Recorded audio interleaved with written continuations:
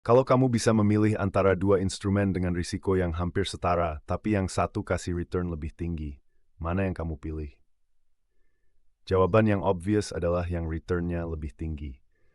Tapi kenyataannya, mayoritas investor pemula di Indonesia taruh uang di deposito bank dan tidak pernah menyentuh instrumen yang satu ini. Surat Berharga Negara Retail. SBN Retail adalah instrumen utang yang diterbitkan pemerintah Indonesia dan dijual langsung ke investor individu, bukan reksadana, bukan saham. Kamu meminjamkan uang ke pemerintah, pemerintah bayar bunga secara reguler dan kembalikan pokok di akhir tenor. Pembayaran kupon dan pelunasan pokok dijamin oleh Undang-Undang APBN. Artinya selama negara Indonesia masih ada dan masih bayar kewajiban fiskalnya, kamu akan menerima pembayaran. Tidak ada Bank Indonesia yang berani kasih jaminan sekuat itu. Sekarang SBN Retail bukan satu produk. Ada 3 jenis utama yang perlu kamu bedakan. Pertama, ORI atau Obligasi Retail Indonesia. Ini instrumen berbasis utang konvensional. Kupon tetap dibayar bulanan. Tenor biasanya 3 tahun. Keunggulan ORI bisa diperjualbelikan di pasar sekunder setelah masa holding period selesai. Artinya kalau kamu butuh uang sebelum jatuh tempo, ada opsi jual ke investor lain melalui platform resmi. Harga jualnya bisa di atas atau di bawah harga beli tergantung kondisi suku bunga pasar. Kedua, SBR atau Savings Bond Retail. Mirip ORI dari sisi mekanisme kupon, tapi dengan perbedaan kunci. Tidak bisa diperjualbelikan di pasar sekunder. Kamu harus pegang sampai jatuh tempo. Kompensasinya, SBR biasanya punya fitur early redemption. Kamu bisa minta pelunasan lebih awal di jendela waktu tertentu, biasanya setiap 6 bulan, dengan batas maksimum 50% dari kepemilikan. Cocok untuk investor yang mau pegang sampai jatuh tempo tanpa tergoda jual di tengah jalan. Ketiga, Sukuk Retail atau SR. Ini versi syariah dari SBN Retail. Secara mekanisme mirip ORI, kupon tetap dibayar bulanan, bisa diperjualbelikan. Perbedaannya, struktur akad berbasis ijarah, bukan utang konvensional.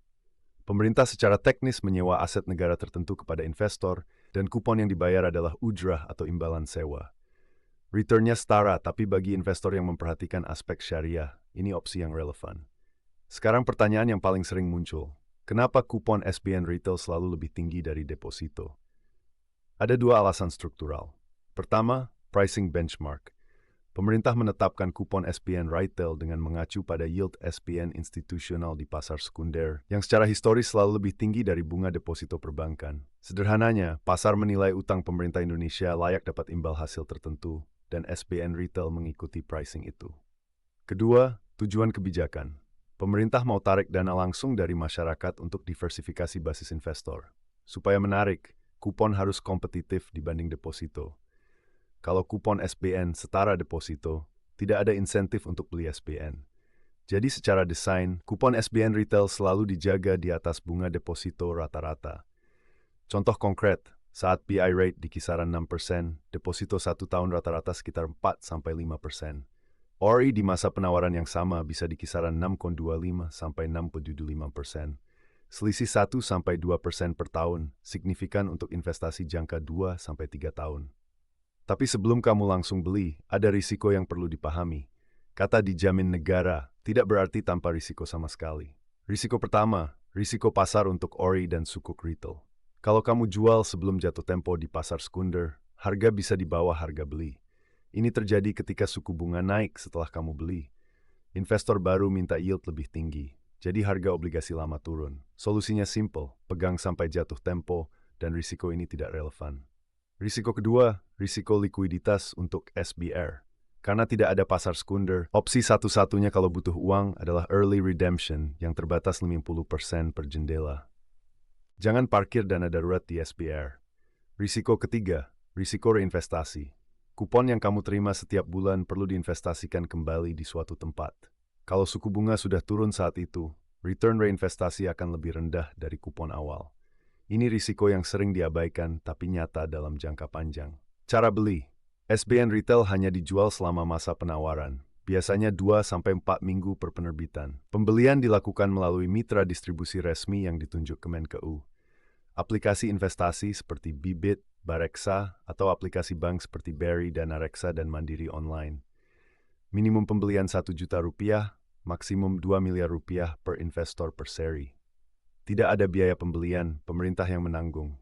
Kalau kamu tidak sempat beli di masa penawaran, ori dan sukuk retail bisa dibeli di pasar sekunder setelah masa penawaran tutup, tapi dengan harga pasar yang bisa berbeda dari harga perdana. Sekarang pertanyaan paling penting, di mana posisi SBN dalam portofolio? SBN Retail adalah instrumen fixed income. Fungsinya dalam portofolio adalah sebagai stabilizer, memberikan return yang relatif predictable, dan mengurangi volatilitas portofolio secara keseluruhan saat sisi ekuitas seperti saham dan reksadana saham berfluktuasi. Alokasi yang umum, semakin mendekati tujuan keuangan dan semakin tidak tahan volatilitas, semakin besar porsi fixed income yang masuk sense.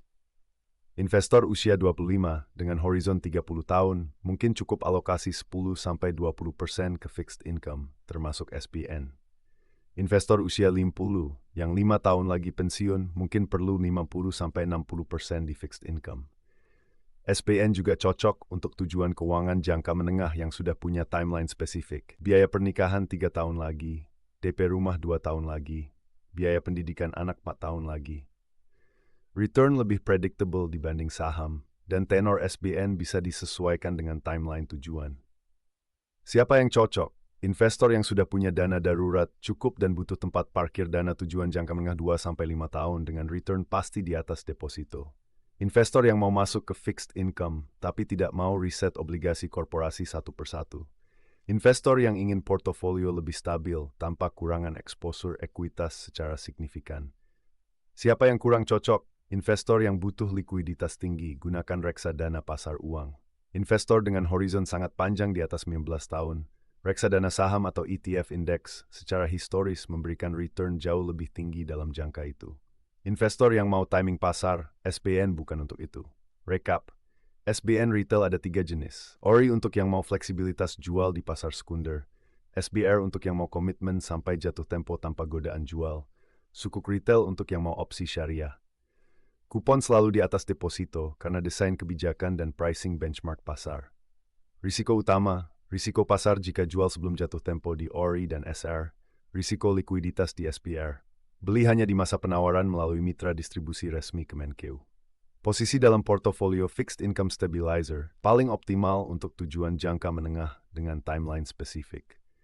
Langkah konkret hari ini, cek jadwal penerbitan SBN retail berikutnya di website DJPPR Kemenkeu atau aplikasi Bibit dan Bareksa.